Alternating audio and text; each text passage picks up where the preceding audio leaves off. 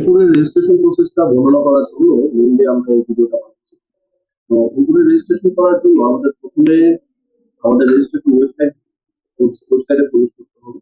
এটার জন্য আমরা যাবো registration.miclcc.com। আমরা যদি এটাতে যাই তাহলে আমরা আমাদের ওয়েবসাইটে প্রবেশ করব। প্রবেশ করার পরে আমরা এখানে তিনটা পার্ট দেখতে পাবো। তো এটাতে আমরা ফার্স্টে দেখতে পাচ্ছি ইভেন্ট ডিটেইলস, যেটাতে আমরা আমাদের 9টা সেগমেন্টের 9টা লিঙ্ক পাবো। এই 9টা লিঙ্কে আমাদের প্রত্যেকটা ইভেন্টের আলাদা আলাদা বর্ণনা দেওয়া আছে, কোনটাতে কি হবে, প্রত্যেকটা নিয়মাবলী এবং প্রত্যেকটা টাইম সবকিছু পাবে, রেজিস্ট্রেশন ফি সব। তারপরে কলমে আমরা দেখতেছি পার্টিসিপেন্ট রেজিস্ট্রেশন এবং পার্টিসিপেন্ট লগইন।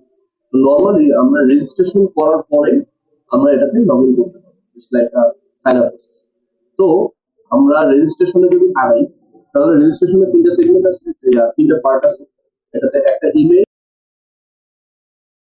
সেগমেন্টে অংশগ্রহণ করতে চাই, ধরে নিলাম আমরা প্রথম ইভেন্ট রংমশালে অংশগ্রহণ করতে চাই, আমরা ইমেল ভেরিফাই করতে হবে। তারপরে যে রেজিস্ট্রেশনটা করার পরে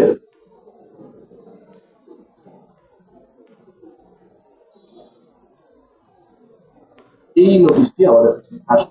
এই নোটিশটি আসার পরে আমাদের অ্যাকচুয়ালি মেইল এসেছে, আমাদের মেইলটা চলে গেছে। সেই মেইলটা অবশ্যই আমাদের কিছুক্ষণ অপেক্ষা করতে হবে, যদি না আসে অবশ্যই কিছুক্ষণ অপেক্ষা করতে হবে, যদি না আসে মেইল অ্যাকাউন্ট চেক করতে হবে এবং মাঝে মাঝে মেইল ফেলিয়ারের কারণে সেটা স্প্যাম ফোল্ডারে চলে যায়, সেটা অবশ্যই চেক করতে হবে।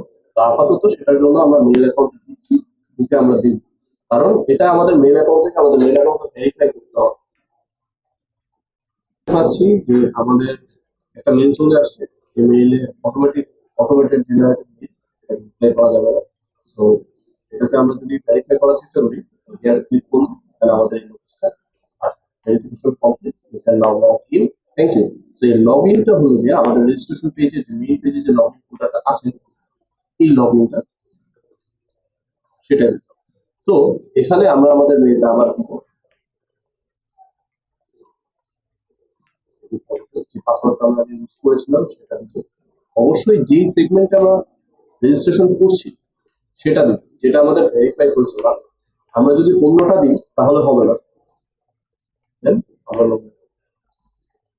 লগ ইন করবো। এখন আমাদের সামনে পেজ আসলো।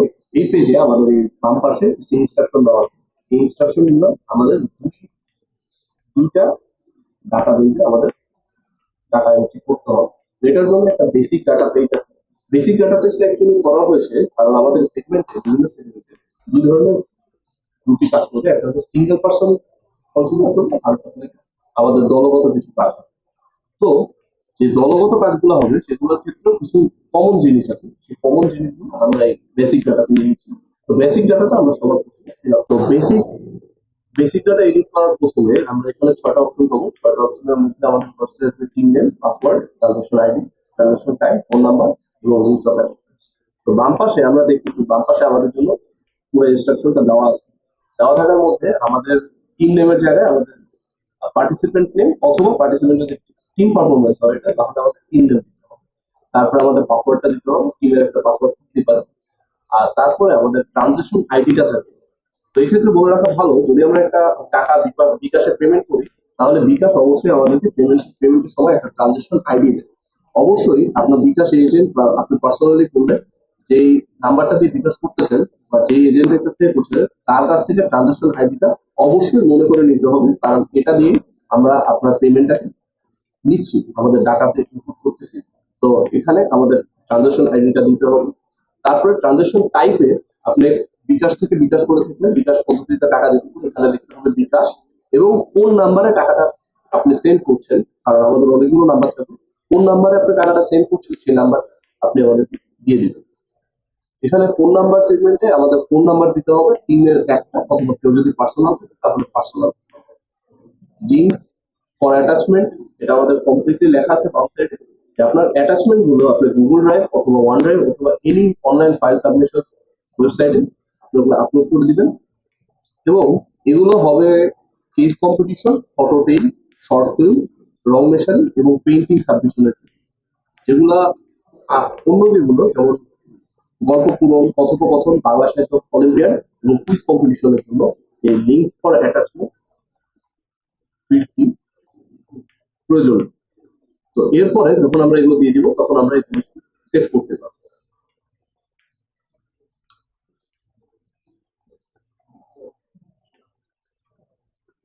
বেসিক ডাটা ইনফরমেশন দেওয়ার পরে আমরা যাব participant data. Participant data entry প্রত্যেকটা ফিল্ড অবশ্যই পূরণ করতে হবে। টিম মেম্বারের জন্য প্রত্যেকজনের জন্য পার্টিসিপেন্ট ডাটা দিতে হবে এবং সিঙ্গেল পারফর্মারের জন্য দিতে হবে। পার্টিসিপেন্ট ডাটা ধরে নিলাম, যেমন পার্টিসিপেন্ট প্রথমে দিতে হবে নেম, তারপরে দিতে হবে বার্থ সার্টিফিকেট নেম, তারপর দিতে হবে ফোন নাম্বার, তারপরে দিতে হবে present address,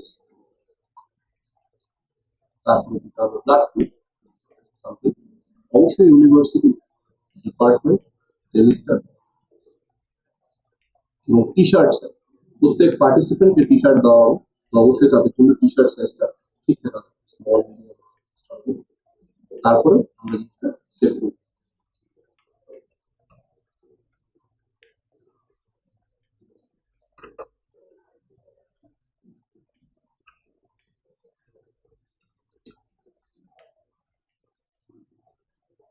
information save.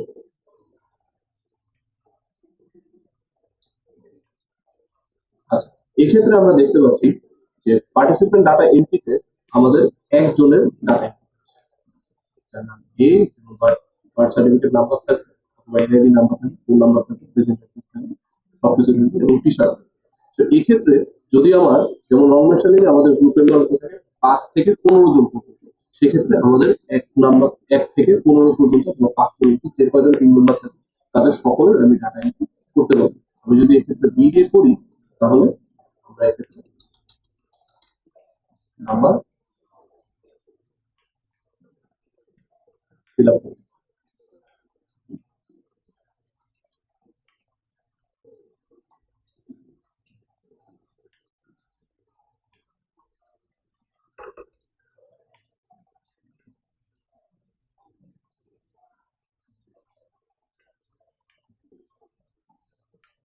Information that is for second person. এভাবে আমরা যতজন পার্সন আমাদের টিম টিম মেম্বার আছে, 5 জন, 10 জন, 15 জন, সবারটা এক এক করে দিয়ে দেবে। এবং আমরা চাইলে এখান থেকে একজনেরটা ডিলিট করতে পারি। ইন কেস অফ যদি কারোটা ভুল হয় অথবা কোনো মেম্বার আমাদের চেঞ্জ হয়, সেক্ষেত্রে আমরা একজনেরটা করতে পারি, কিন্তু অবশ্যই এটা একটা ডেডলাইন থাকবে। এটা একটা নির্দিষ্ট ডেডলাইন, রেজিস্ট্রেশন ক্লোজ হওয়ার পরে আমরা এটা কারোটা চেঞ্জ করতে পারবো না। তার আগ পর্যন্ত আমরা এটা চেঞ্জ করতে পারবো। অবশ্যই যেগুলো যে কয়টা টিম ইভেন্ট আছে সেই কয়টা টিম ইভেন্টের জন্য পার্টিসিপেন্টদের সকলকে অবশ্যই রেজিস্ট্রেশন ফি দিতে হবে। তো এভাবে আমাদের রেজিস্ট্রেশন প্রসেসটা শেষ হবে, যে 5 থেকে 15 জন অথবা একজন single person, যেটাই হোক। তো এটার জন্য কয়েকটা রিমাইন্ডার আছে। রিমাইন্ডার গুলোর মধ্যে 1 নম্বরে বলে যে আপনারা অবশ্যই মেইল অ্যাকাউন্ট, মেইল অ্যাকাউন্ট এবং পাসওয়ার্ডটা মনে রাখতে হবে এবং আপনি কোন সেগমেন্টে অপশন দিচ্ছেন সেটা অবশ্যই লগ ইন ঠিক করে ইনপুট দিতে হবে।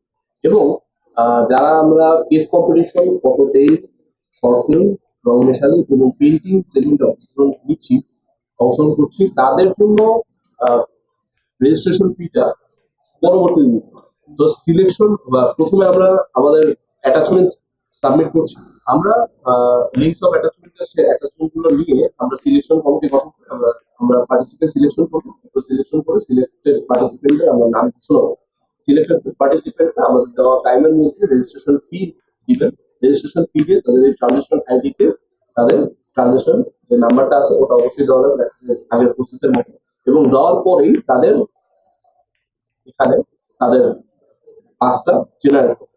এবং অবশ্যই পরবর্তীতে এবং ইভেন্টের আগে অবশ্যই এটা মনে রাখতে হবে যে এই অ্যাকাউন্টে লগ ইন করে, আপনার অ্যাকাউন্টে লগ ইন করে আপনাকে ইভেন্টে আসার জন্য একটি পাস সংগ্রহ করতে হবে। পাস ইভেন্টের আগে অবশ্যই প্রত্যেকটি অ্যাকাউন্টে, রেজিস্টার্ড অ্যাকাউন্টে আমরা সংগ্রহ, সেটা আপলোড হয়ে যাবে এবং সেখান থেকে ডাউনলোড করে প্রিন্ট করে সেটা